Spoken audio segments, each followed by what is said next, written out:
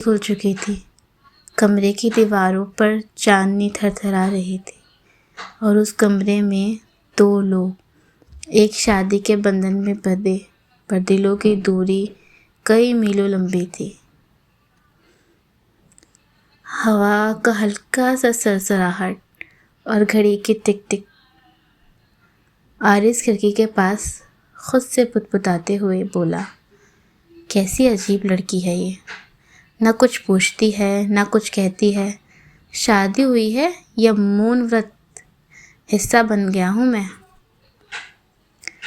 عارض نے سگریٹ کا آخری کش لیا اور نظروں سے خاموشی کو چیرنے کی کوشش کی، پر وہ خاموشی نوری کے آنچل سے لپٹی تھی۔ اور تبھی ایک سسکی کمرے کی ہوا میں پھیل گئی۔ عارض پلٹا، نوری گھٹنوں میں چہرہ چھپا رہی تھی۔ وہ رو رہی تھی، مگر ایسا جیسے رونا بھی کسی جرم سے کم نہ ہو۔ عارض تھوڑا سخت ہو کر بولا، اب کیا ہوا؟ ڈرامہ کرنے کی ضرورت نہیں ہے، سمجھتی ہو؟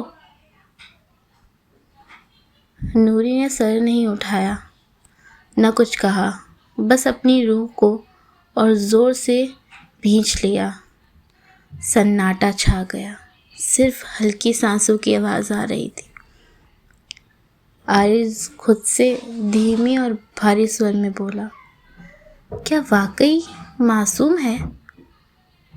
یہ معصومیت کا مکھوٹا پہن کر آئی ہے،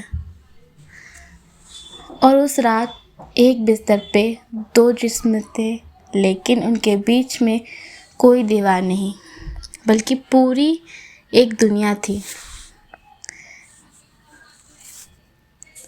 دھیرے دھیرے کمرے میں اداسی چھا گئی اور رہسیہ بھری دھن پھیل گئی۔ رشتے جڑ تو جاتے ہیں، لیکن سکون صرف وہ پاتا ہے جو خاموشی کو سننا جانتا ہے۔